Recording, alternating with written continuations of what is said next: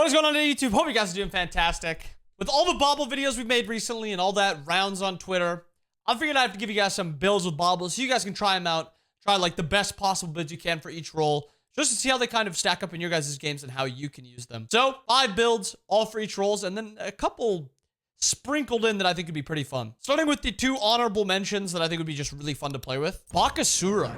So if you guys remember way back when, 2, maybe 3 years ago, Scream had this cooldown Baka build, which was really filthy, and it was really good.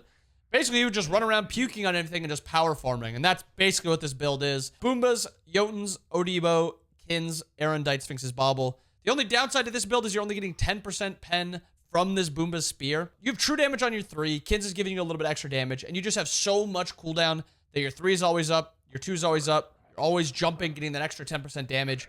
This is a very fun build. Do I think it'll be that OP? Not really, but I do think it'd be a blast to run. Next up, Aries with this build. Let me just show you why this build is so OP. Let righteousness be your armor. So why is this so OP on Aries? Well, this is why.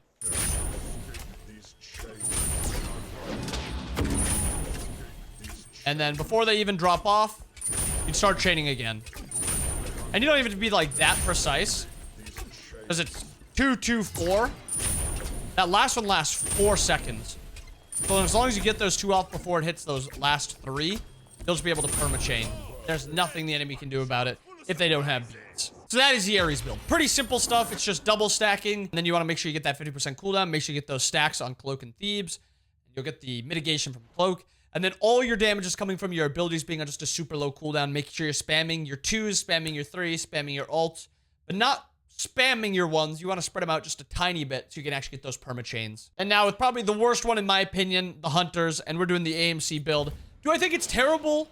No. I just think all the other roles have something specific that I want to focus on that is very, very OP. AMC is really the only one that can use this build. Maybe something like Chiron, but it's just very poke reliant with Brooch and then 50% cooldown also with the Heartseeker.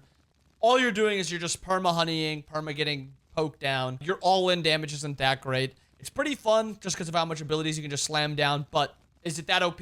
Not really. For the mages, I could have chose Nox. I could have chose something like Raw. On the channel 2, you'll see a Raw game. On this channel's Monday video, you saw the Nox game. But there's a really good disco game I had that I lost in rank where I ran the exact same build, and my cooldowns were permanently, and I know you guys are thinking, oh, permanently up. He thinks permanently up means up every 2 seconds. No, I mean, my 1 and my 2 were permanently up. Because your 3 gives you those cooldown resets very quickly. Deso procs, Chronos Pennant procs.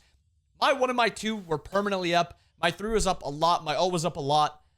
And it was just insane how much survivability I had. I have this healing, I have the healing and the movement speed from Coin. I've got the extra health and the soul gem healing. I've got Gem of Focus's movement speed.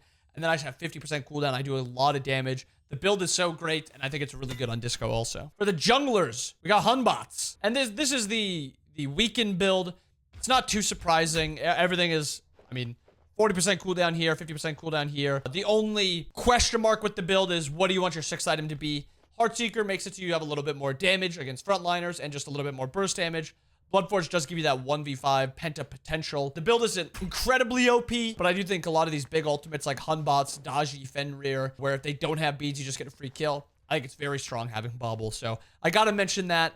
This is the build for Hunbots. You just gotta choose between your last couple items. And then sticking in the Assassin tab, the solo laner, Ravana. Now this is something I cooked up that is precise. And it's this exact build that makes it very OP. So what does that mean? 24% mitigation with Cloak and Sigil. Blackthorn Hammer gives you 10% cooldown, also a little bit more health. You need Thebes here, you need Purdue here. Like, the reason I have every single one of these items is because you get to 2 protections over with being able to go Bobble and Blackthorn, 2 damaging items. You get 2 protections over the needed amount to get 15% mitigation from Cloak. So you need Thebes, you need Cloak. Purdue gives you that extra 20% cooldown. Like, everything in this build is cooked up to perfection. You're 3,000 health, 260 protections of each. You're sitting at like 150 power. Once you get like a 500 pot, you get more power and more pen. You're sitting at 50% cooldown.